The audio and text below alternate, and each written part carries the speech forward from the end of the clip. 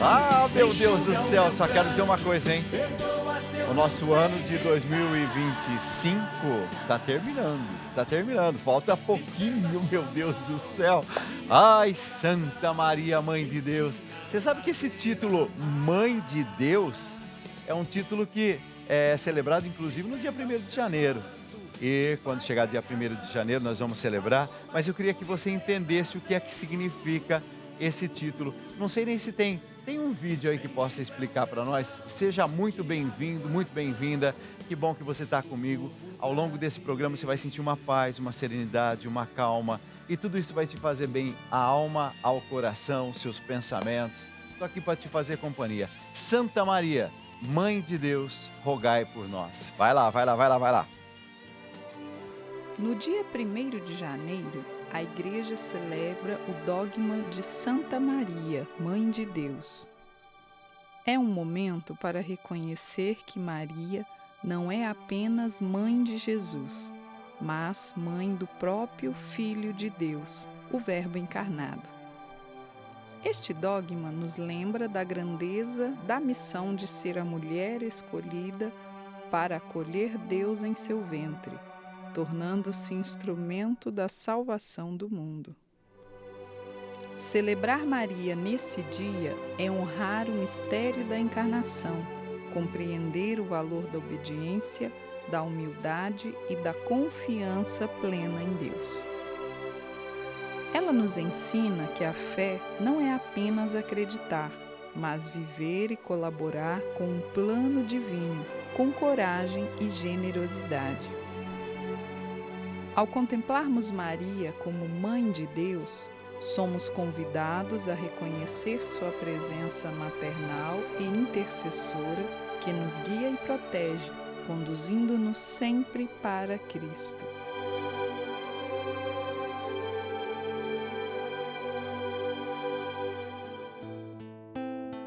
Me deu vontade de cantar uma música, é do Padre Zezinho, uma música muito antiga. E eu ainda menino cantava essa música. Maria pura de José, Maria Santa de Jesus, que eu vi chorando ao pé da cruz, que eu vi sorrindo em Nazaré.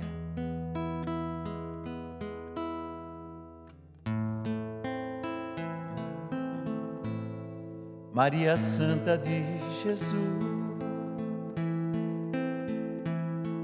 Maria pura de José, que eu vi chorando ao pé da cruz,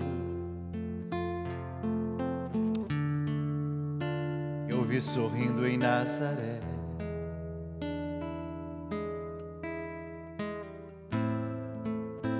Nossa Senhora, a gente diz,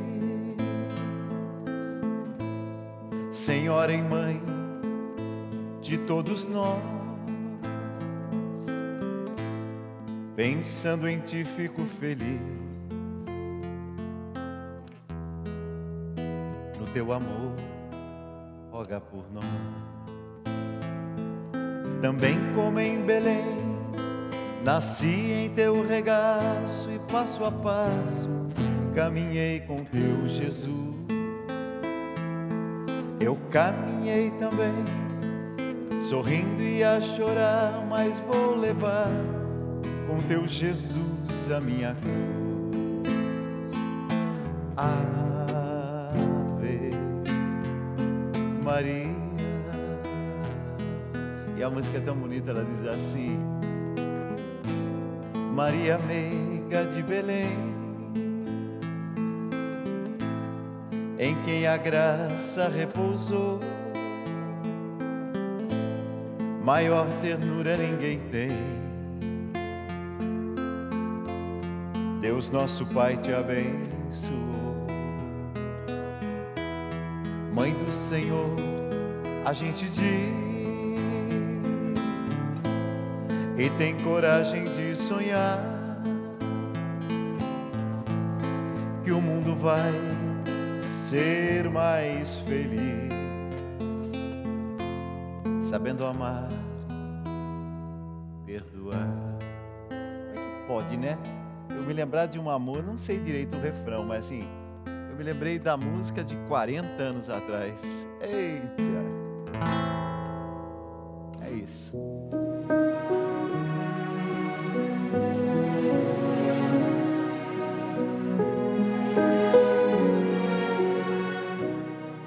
Alguém poderia dizer assim, mas chamar Maria de mãe de Deus, será que não tem algum exagero da fé? Quando a gente chama de mãe de Deus, é reconhecer que Deus é eterno. Entrou no tempo, assumiu um corpo, os limites de um corpo, pele, ossos. Ele escolheu passar por isso. Maria não criou Deus, mas ela gerou, ela deu a vida, possibilidade humana, para que essa vida fosse gerada no ventre dela. É por isso que a igreja reconhece isso e chama de mãe de Deus, aquela que carrega Deus. Essa verdade, minha gente, não é só uma questão teológica, mas é profundamente humana. Porque Maria não foi apenas um meio para o nascimento de Jesus. Ela acolheu, ela nutriu, ela cuidou, ela protegeu, ela conduziu. Ela foi presença, ela foi silêncio e ao mesmo tempo teve que ter uma fé inabalável. Maria não compreendeu tudo de imediato, tanto assim que a palavra de Deus é muito clara em relação a isso. Como é que vão ser as coisas? Pergunta ela. E o anjo diz, fica tranquila, a seu tempo tudo compreenderás. E Deus vai transformando a humanidade através de Maria. A salvação chega à humanidade através de Maria, através do coração aberto de Maria. Por isso que hoje, quando a gente olha para ela, a gente sabe que ela não é deusa, mas a gente sabe que ela aponta para Jesus. Ela nos leva até Jesus. Ela nos ensina como chegar ao seu filho Jesus. Maria é mãe que caminha com quem sofre, que intercede por quem espera, que mostra que a fé começa no acolhimento. Então hoje eu me dirijo a você que talvez esteja sentindo medo, dúvida, solidão. Saiba que existe uma mãe que te ama tanto e que toma você nos braços e diz assim, não precisa ter medo. Eu estou aqui, eu sou mãe. E é por ela, pela intercessão dela, que chegamos até Jesus. Ave Maria, cheia de graça, o Senhor é convosco. Bendita sois vós entre as mulheres. Bendito é o fruto do vosso ventre, Jesus. Santa Maria, Mãe de Deus, rogai por nós, pecadores, agora e na hora de nossa morte. Amém. Nossa Senhora, Mãe de todas as graças, rogai por nós.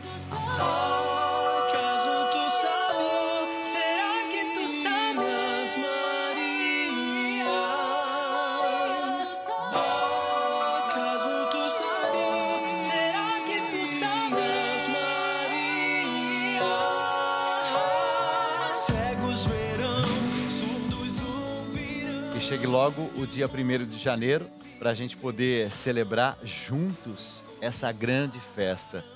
Nossa Senhora, Mãe de Deus e nossa Mãe, rogai por nós. Assim seja. Amém. Maria, tu sabias que o teu menino criou os céus e a Tá só começando, para todo o Brasil, vem comigo, vamos lá, vai.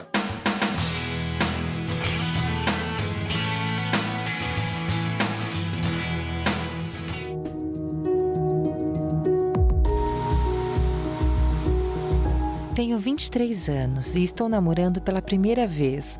Estou preocupada, pois tenho dificuldade em me comunicar com meu namorado. Eu me sinto insegura por não me sentir suficiente para ele. Nunca tive esse tipo de experiência e tenho medo de estragar tudo. O que eu faço, amigo? Leia. Leia, você vai encarar a vida e que isso faz parte da vida. Sempre tem a primeira vez. Aí você está namorando pela primeira vez. Você vai querer, assim, fazer tudo direitinho. E depois você vai perceber, com o passar do tempo, que essa perfeição não existe, nem mesmo na vida a dois. A gente pode ter muita boa intenção, muita vontade de fazer as coisas assim direitinho. Vai ter dia que você vai perder a paciência, vai ter dia que ele vai estar mais irritado, vai ter dia que o seu modo de pensar vai ser tão diferente do modo dele pensar. Mas se existe amor, filha, e aí está o segredo, você vai aos pouquinhos superando cada obstáculo e você dá a sua mão a ele, ele dá a mão a você e vocês vão juntos olhando para a mesma direção. E aí está o segredo. Mas se você quiser realmente, sabe assim, qual é a fórmula mágica para um relacionamento, eu digo para você, é dialogar, é conversar. É tocar nos assuntos que precisam ser tocados, seja num relacionamento de namoro, seja num relacionamento posterior, por exemplo, de vida a dois. Eu quero dizer para você com toda a certeza do meu coração, os casais que olham para uma mesma direção, que têm objetivos comuns, os casais que verdadeiramente se amam, conversam. E tem momento em que a gente não adianta ficar conversando, tem momento que vai ser silêncio. E tem momento em que a gente abre o coração e conta um pouco das coisas que a gente está vivendo. Tem momentos em que a gente vai tomar uma certa distância para se recompor. E depois vem uma pequena decepção aqui, um desencanto ali, mas vem uma vitória juntos. Assim é a vida a dois. A cada dia uma construção. A cada dia olhar para frente e renovar o propósito. Eu amo esse alguém. E esse alguém diz, eu amo ela. E dessa forma, mão na mão, olhando para frente, vem ficar lá aonde a estrada termina, onde os nossos passos se encontram e a felicidade é um abraço. Vem ficar lá aonde a estrada termina. Todo casal deveria entender uma coisa, que uma briga não é motivo de separação, que uma chamada não atendida não é traição, que ciúmes não é insegurança, que os planos são para realizar, que o perdão é fundamental e que o amor não acaba por qualquer briga boba e pedir desculpas nunca é demais.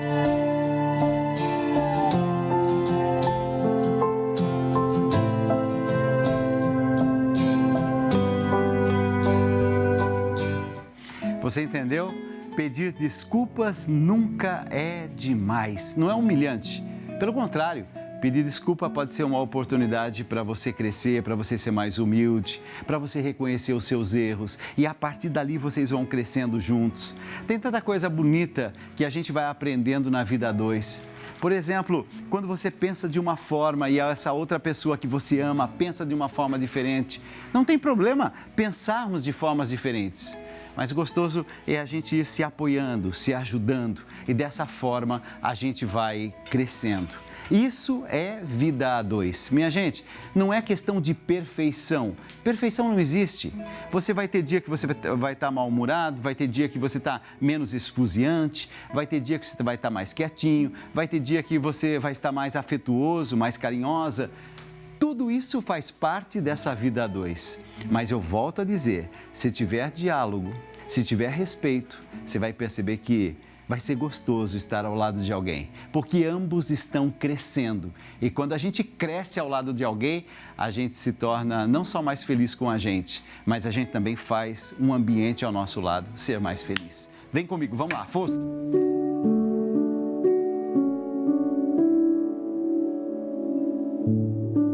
Jesus, rezo pela minha igreja, pela comunidade que frequento. É da sua vontade que a gente viva a fé na partilha, um ajudando o outro na construção de um mundo melhor. Rezo por todas as pessoas que participam das celebrações. Rezo para que sejam abençoadas, que saibamos viver a sua palavra em comunidade e que não haja divisões entre nós. Que eu nunca desrespeite a fé de ninguém. Amém.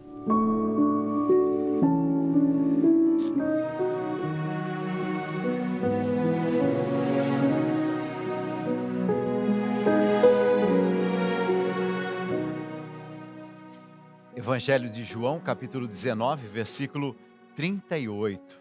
E Evangelho de São Marcos, capítulo 15, versículo 43. Deixa eu dizer qual é o contexto para você, né? Nem todo discípulo começa gritando a sua fé. Alguns ficam em silêncio. Alguns têm reservas. Alguns sentem até um pouquinho de medo de dizer, eu sigo Jesus, eu quero conhecer Jesus. Por que eu estou dizendo isso? Porque tinha um tal de José de Arimateia, e esse homem tinha uma história assim muito singular, muito diferente. Enquanto os outros eram pescadores, aqueles homens mais rústicos, José de Arimateia, ele era um conhecedor da palavra. A Bíblia diz que ele era discípulo de Jesus, mas discípulo de Jesus em segredo, por medo dos judeus. Alcides, existia isso. Evangelho de São João, capítulo 19, versículo 38.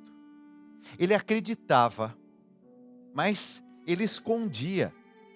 Ele assistia tudo de longe. Talvez no coração, né? Talvez até ele quisesse se posicionar. Mas como ele estava muito envolvido, inclusive com a religião da sua época, ele tinha medo.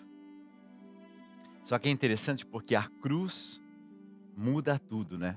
Quando Jesus morre e muitos discípulos se dispersam, José de Arimateia se levanta, vai até Pilatos e com coragem, ele diz assim, eu posso ficar com o corpo de Jesus?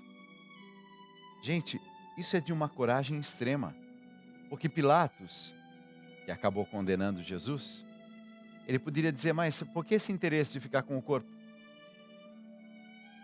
E é a primeira vez que esse nome vem acompanhado dessa palavra, corpo de Jesus. Pilatos e José de Arimateia. Ele dá o seu próprio túmulo, ele dá espaço. Ele entrega aquilo que ele tem, sem barulho, sem fazer alarde.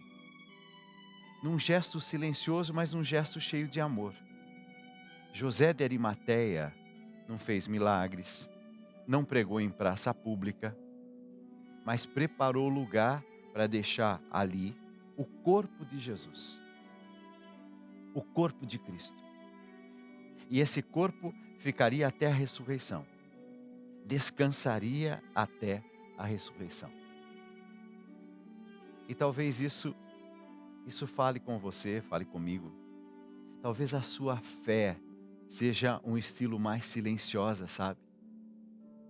Talvez você já tenha sentido vergonha, por exemplo, de demonstrar a sua fé na frente dos seus amigos.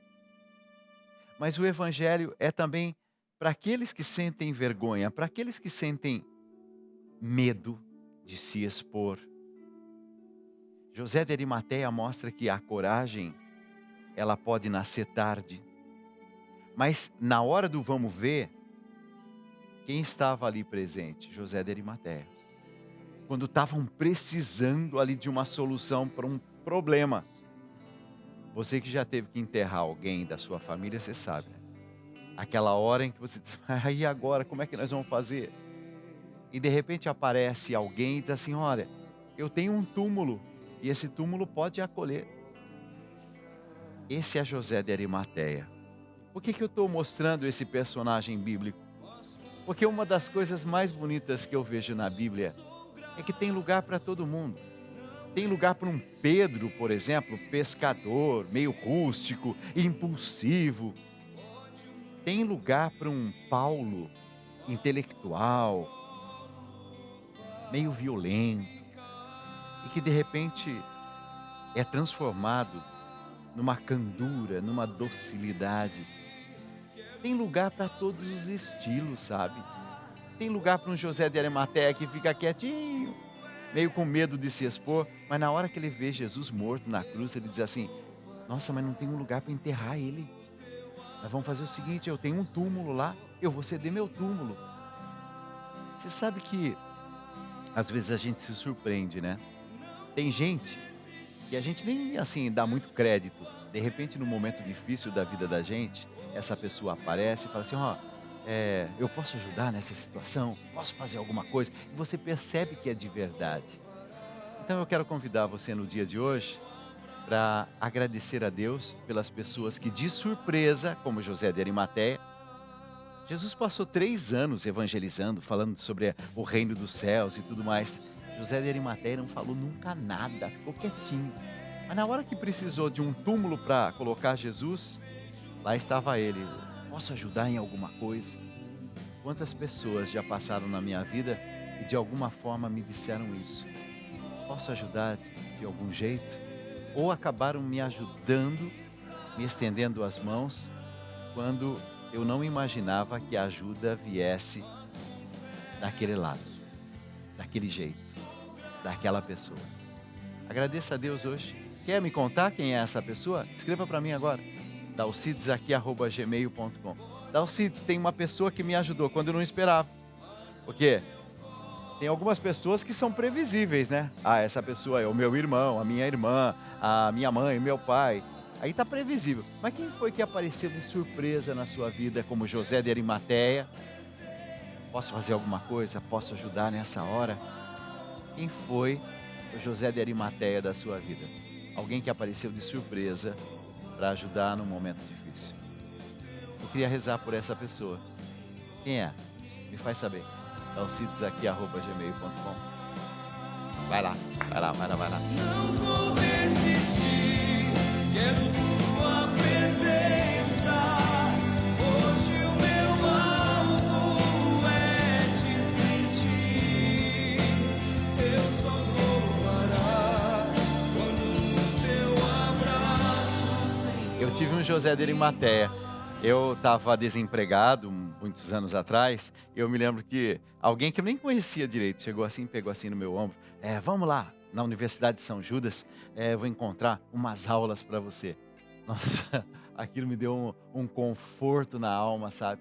Ô José de Arimateia, né? Não é José de Arimateia o nome dele, mas eu sei que ele me ajudou muito. Muito, muito, muito. Vem comigo, vamos lá, vai. Por que a escolha de Adão e Eva nos afeta até hoje? O pecado é uma escolha pessoal, feita com liberdade. A expressão pecado original indica que todos nascemos marcados por um mal, que já está presente na humanidade. Bento XVI explica que essa condição é mostrada no livro do Gênesis, quando o ser humano, enganado pela serpente, desconfia de Deus e decide seguir seu próprio caminho. Esse ato de desobediência rompe a relação com Deus e gera consequências para todos.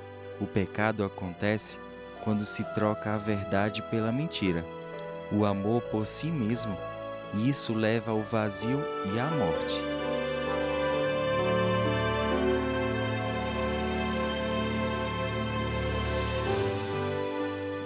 Essa pergunta é mais comum do que parece, né? E no fundo, o que muita gente quer saber é: por que eu carrego consequências de algo que não fui eu que fiz?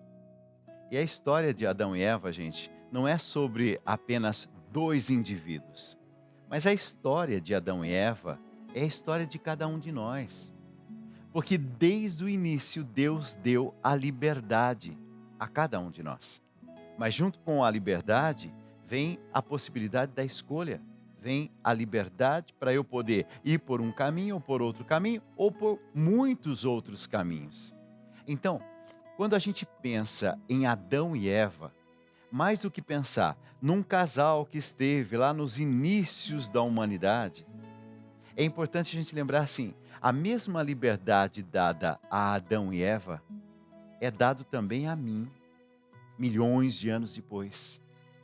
E a questão é a seguinte, o pecado é essa tentação constante, diz a palavra de Deus, que assim o devorador, né, o pecado, fica procurando encontrar alguma armadilha para que a gente caia. Eu estou falando de ruptura, eu estou falando de separação, eu estou falando de consciência da nossa dor, da vergonha do nosso limite. É por isso que até hoje a gente sente essa luta por dentro, uma vontade de fazer o certo, como São Paulo mesmo diz isso, né? E depois a gente acaba fazendo aquilo que não devia ter feito. E a gente fala, nossa, que descompasso entre aquilo que eu deveria fazer e aquilo que eu acabei fazendo, meu Deus do céu. Porque o apóstolo Paulo falou isso em Romanos, né? Por um só homem entrou o pecado no mundo. Mas ele também disse, por um só homem, Jesus, veio a graça. Deus é profundamente humano e Deus é profundamente divino. As duas realidades conciliadas numa única pessoa. Se a queda começou com uma escolha, a restauração dessa queda também começou com uma escolha. Deus decidiu olhar para a humanidade e dizer, eu quero enviar o meu filho. Sabe que no lugar da desobediência, aparece o quê? A entrega. No lugar do esconderijo, aparece o quê? Aparece a cruz.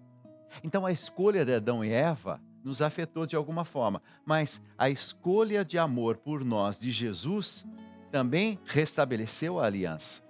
Então, não dá para a gente ficar só condenando as coisas do passado. A gente olha para trás e diz assim, assim como houve Adão e Eva, que escolheram o pecado, houve o próprio Filho de Deus que escolheu a graça. A presença de Deus em mim, minha gente, a presença de Deus em você, ela existe, ela é real, não é qualquer coisinha. Mas eu sou convidado todos os dias a fazer escolhas. Por isso que o meu programa é Escolhas da Vida. Porque eu quero te ajudar todos os dias a encontrar o seu caminho, a fazer coisas boas. Mas eu não estou falando só para você. Eu estou falando para você, mas no fundo eu estou falando para mim também. Porque se eu não tomar cuidado, gente, eu caio pelo caminho. Se eu não tomar cuidado, eu troco os pés pelas mãos. Eu faço feio. Se eu não tomar cuidado, eu me desvio das coisas que são de Deus. Só que com todo cuidado, em algum momento eu vou cair, em algum momento eu vou me desviar. E ali então vem a reconciliação. Deus sempre de braços abertos, pronto para acolher seus filhos e filhas. Eu preciso voltar ao primeiro amor, ao amor que nunca me decepciona, é o amor de Deus por mim. Toma posse dessa palavra, creia nisso, creia nisso, creia. E lembrar como o Senhor me resgatou. Os meus dias não são mais os mesmos, me perdi. Você vai sentindo a paz desse momento, esse programa é para isso, para você ir se reencontrando, se reconciliando.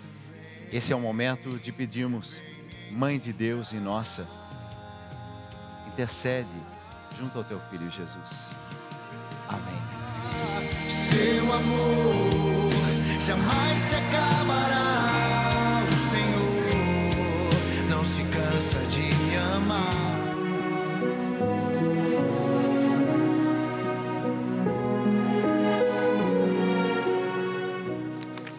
Você sabe que eu me lancei nessa aventura de cada vez mais ir para aquilo que é profundo. Eu não quero superficialidade não, sabe? E eu comecei a ler os clássicos. Santa Teresa d'Ávila, como aqui. Santa Teresinha do Menino Jesus. Santo Afonso de Ligório. Comecei a ler Santo Agostinho. E, gente, eu estou apaixonado por tudo aquilo que eles escreveram. Estou falando de 200 anos atrás, 500 anos atrás, 1.700 anos atrás. Eu estou falando de profundidade. Olha a Teresa d'Ávila escrevendo: éramos 3 irmãs e 9 irmãos. Pela bondade de Deus, todos se pareciam com os pais na virtude, porque o meu pai era muito virtuoso, muito humano. A minha mãe, de uma honestidade tão linda. Eu, embora fosse a mais querida do meu pai, tinha lá meus pecados. E antes de começar a ofender a Deus, parece que eu tinha alguma razão para isso, porque me lastimo quando me recordo das boas inclinações que o Senhor me dava e de quão mal delas eu tirei proveito. Ou seja, em outras palavras, Teresa d'Ávila está dizendo assim: eu não era perfeita. Eu não era uma pessoa que fazia tudo direitinho. Recordo-me de quando minha irmã morreu. Eu tinha 12 anos, ou um pouco menos, quando comecei a perceber o que havia perdido. E aflita diante de uma imagem de Nossa Senhora e suplicava com lágrimas: Nossa Senhora, como minha mãe, que ela fosse minha mãe. Parece-me que, embora eu fizesse com simplicidade, isso me tem valido tanto, porque reconhecidamente tenho encontrado essa Virgem soberana sempre que me encomendo a ela. E isso sempre volta a me atrair. Ela é minha mãe. Nossa Senhora é minha mãe. Gente, eu estou falando de uma moça que perdeu a sua mãe e que encontra em Nossa Senhora a mãe que ela precisa. Eu não estou inventando essas palavras. Eu lendo esse livro clássico de 500 anos atrás, Santa Teresa d'Ávila está dizendo: Nossa Senhora é como se fosse a minha mãe. Quando a minha mãe morreu, eu tinha 12 anos, um pouco menos.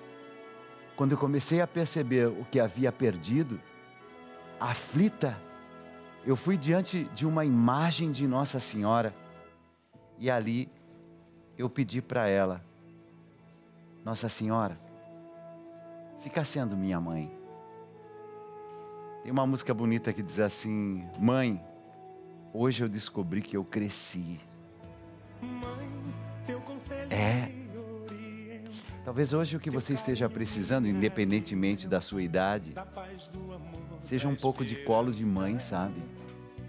Tem alguns momentos na vida que o colo de mãe é a melhor resposta que a gente precisa.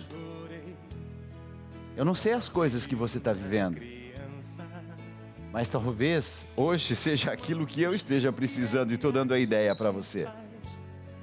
Carinho de mãe, colo de mãe. Dalcide, já perdi minha mãe há muito tempo. E talvez essa ausência, essa falta, tenha feito com que o seu coração tenha se tornado um coração murchinho, sem vida. Dalcide, você está falando de mim. Faz a experiência hoje de dizer: mãe, vem em meu socorro. Eu já não tenho mais a minha mãe nesse mundo. A senhora é minha mãe. Abre o coração. Ou talvez a sua mãe viva, mas você diz: está tão distante de mim, Dalcides. Você está precisando de colo de mãe? Se aproxima do colo de Nossa Senhora. Mãe, me dá teu colo, mãe, mulher que adoro, mãe. Se existo, devo a ti meu respirar. Mãe, tão puro amor de mãe.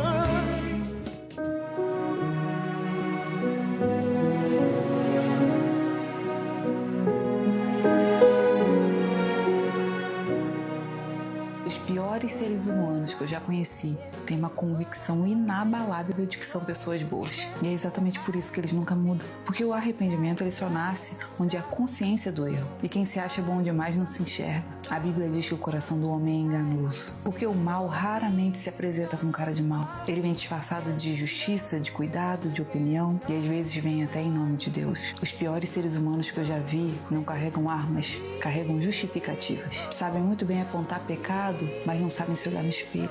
Às vezes até pregam amor, mas não sabem ver o outro feliz. E o mais assustador é que hoje em dia muita gente se convenceu de que fazer o bem é falar bonito. Então da próxima vez que você for orar pedindo para Deus te livrar de gente ruim, lembre-se também de pedir a Ele para te livrar de ser gente ruim. Porque o mal que a gente mais precisa vigiar é aquele que mora dentro da gente.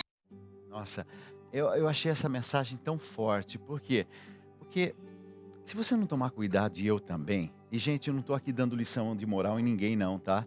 Quando eu falo essas coisas, eu estou precisando ouvir. E eu estou precisando ouvir. Tem gente que se considera bom demais. E o problema de quem se considera bom demais é que não vê os próprios defeitos, os próprios erros. Acha que está acima de tudo e de todos. O problema é que as pessoas ruins são pessoas que muitas vezes nem têm a plena noção de quão ruins são. Tem gente, por exemplo, que vive dando lição de moral nos outros, ou vive colocando sobre os ombros dos outros um peso muito grande. Jesus disse isso. Vocês são ótimos para colocar peso sobre as costas dos outros. Para que os outros se sintam mal, para que os outros se sintam menos, para que os outros se sintam... E acordem para a vida, disse Jesus. E Jesus sempre acolheu aqueles que diziam, eu preciso de ajuda. Jesus, filho de Davi, tem misericórdia de mim. Pronto. Bastou essa frase para Jesus olhar para aquele homem, se aproximar daquele homem e falar, opa, a partir de agora, essa vida nova renasce em você. Só que Jesus olhava e sentia uma profunda raiva, e é essa a mesma expressão, para aqueles que exploravam a fé, por exemplo.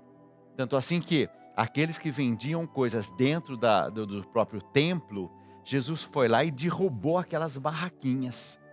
Diz o texto bíblico que aqueles que eram fariseus, aqueles que eram assim, homens que viviam dentro das estruturas da igreja, das estruturas ali religiosas, mas eram homens que queriam só fazer da fé exterioridade.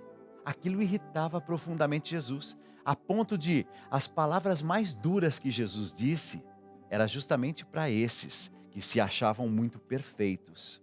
E Jesus dizia, vocês são fariseus, hipócritas, vocês são hipócritas. Hipócritas significa mentirosos, né? Fingidos. Vocês parecem uma coisa, mas são outra coisa muito diferente.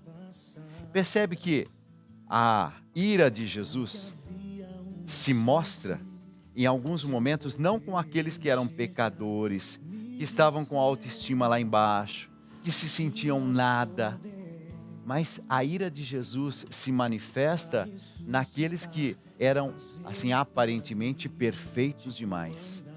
Tem gente que é má, mas só que se coloca como sendo uma pessoa muito boa. Até a caridade que faz é para mostrar para os outros. É esse tipo de gente que incomoda Jesus. É esse tipo de gente que deixa Jesus bravo, com raiva. E esse momento traga a paz que o seu coração precisa, a força que o seu coração precisa e a conversão que o seu coração precisa. E o meu também. Pensa nisso. Jesus, filho de Davi, me cura. És o santo de Israel, diante de ti a tempestade.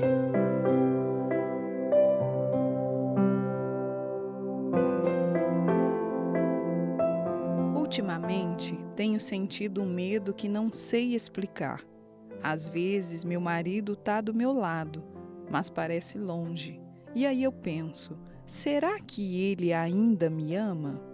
Fico tentando não mostrar, mas dentro o coração aperta só de imaginar tudo isso acabando. Será que é normal ter tanto medo de perder alguém que ainda está aqui? Só queria uma palavra que me fizesse respirar mais leve. Nicole.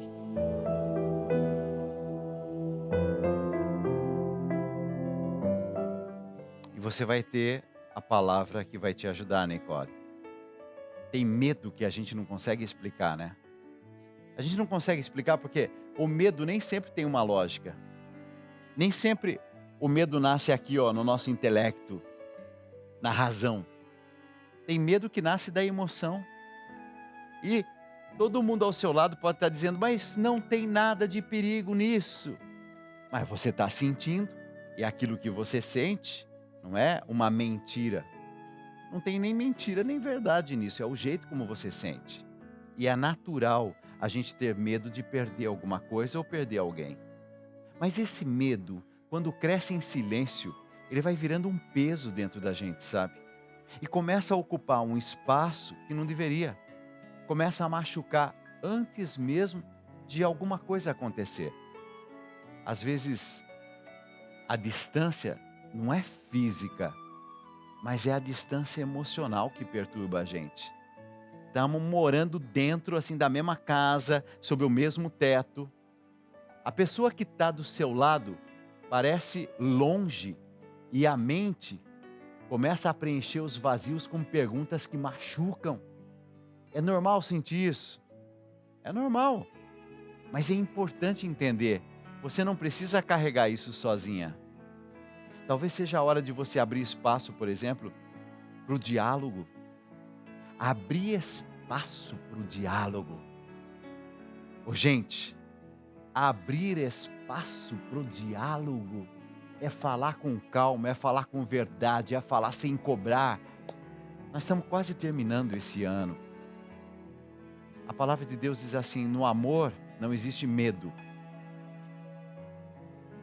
Primeira carta de São João, capítulo 4, versículo 18. Isso não significa que quem ama nunca teme, mas que o amor, quando é cuidado, ouvido, vivido, pode trazer uma leveza. Então você não está errada por sentir. Você só não precisa se calar, porque às vezes o simples ato de você abrir o coração e falar já começa a curar. Que bom que você me escreveu. Ô Nicole, eu desejo 2026 repleto de bênçãos, graças para você, filha. Você merece coisas boas. E que esse medo que hoje te perturba se transforme na calma que você merece. Na calma. Acalma o meu coração. Acalma o meu...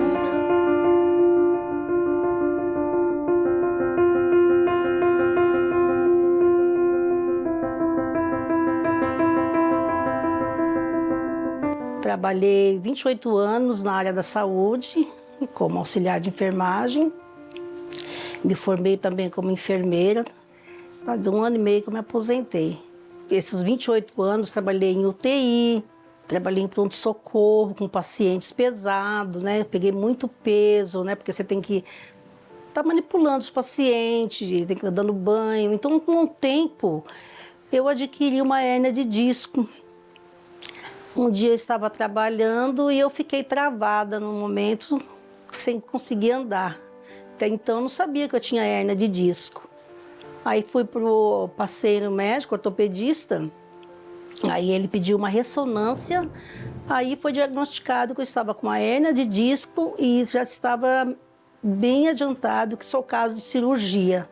Nesse tempo entrou a pandemia, né, a Covid, aí suspendeu tudo. Suspendeu a cirurgia e eu fiquei só tomando medicação, fiquei mais ou menos uns 6 meses sem andar, saía da cama, vinha aqui para a sala, né, ia para o banheiro com auxílio, né, do meu esposo, andava com muleta, passei muito tempo, muitas dores. Aí quando passou a pandemia, o médico marcou a cirurgia, marcou o dia da cirurgia, aí eu fui para a cirurgia, né, foi um dia antes, né, ficar internada para a cirurgia. Aí no dia da cirurgia, eu fiquei assim, a gente fica meio assustado, sabe, com a cirurgia, né? Mas eu sempre estava assistindo os programas da Rede Vida, assistia muito da Alcides, assistia o Santo Terço, não assisto. E eu pedia para Nossa Senhora passar na frente. No dia da cirurgia, eu já estava dentro do centro cirúrgico, o anestesista já ia fazer as medicações para poder me entubar, né? Tem que entubar para fazer a cirurgia. Aí no momento que ele foi fazer o pré-anestésico, ele me falou, olha, eu vou fazer o pré-anestésico, a senhora não tem nenhuma reação, pelos papéis que eu vi, a senhora não tem nenhuma alergia. Aí ele começou a fazer as medicações para poder fazer a intubação. Quando ele começou a fazer a medicação, eu comecei a sentir mal. E assim, eu só avisei ele, eu falei, doutor, eu estou sentindo muita náusea, tô com vontade de vomitar. Mas de longe eu via a voz dos médicos falando, corre, corre que os parâmetros dela estão caindo. No momento do pré-anestésico, eu pedia para Nossa Senhora, falei, mãe, segura na minha mão, segura na minha mão. Parece que eu estava se imaginando o que ia acontecer.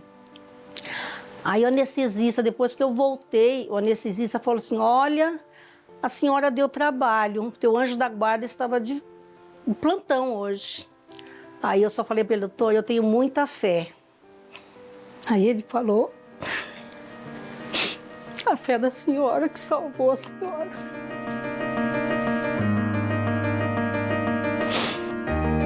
Eu já ia entubar a senhora e a senhora não ia voltar, porque eu já estava com edema de glote e eu tive alergia pelas medicações. Na hora de ser entubada, eu tive choque anafilático. E no momento que eu estava assim, sentindo que eu estava parando, né, que acho que na hora eu parei, eu vi a imagem, Nossa Senhora segurando na minha mão. E eu clamava para ela, mãe, segura na minha mão. Aí quando eu acordei, o próprio médico falou, a senhora foi salva pela tua fé.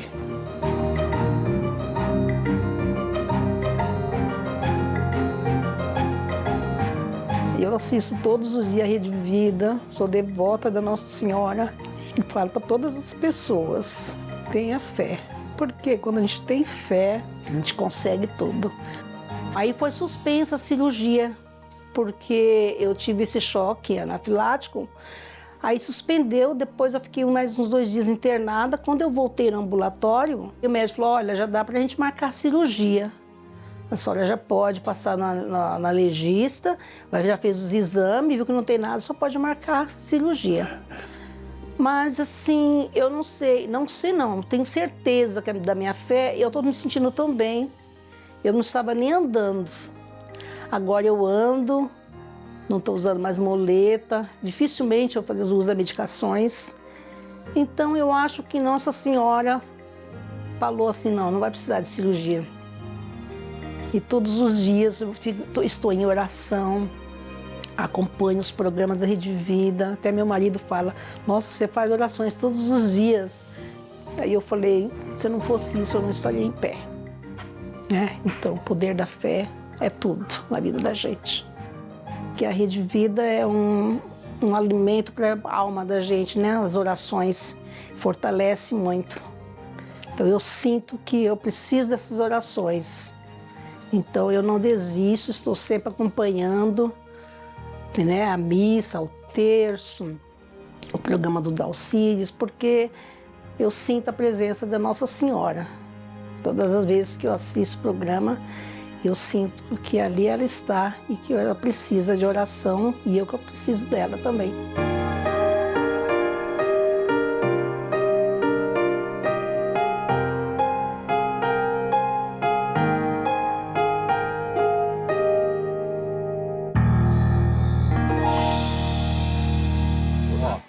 Hoje é dia de Viva a Vida.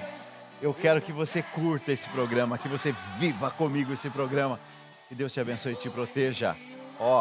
Pode confiar. Tudo que a gente faz aqui na Rede Vida é com muito amor. Muito amor. Tchau. Eu já amei uma vez e senti a força de uma paixão.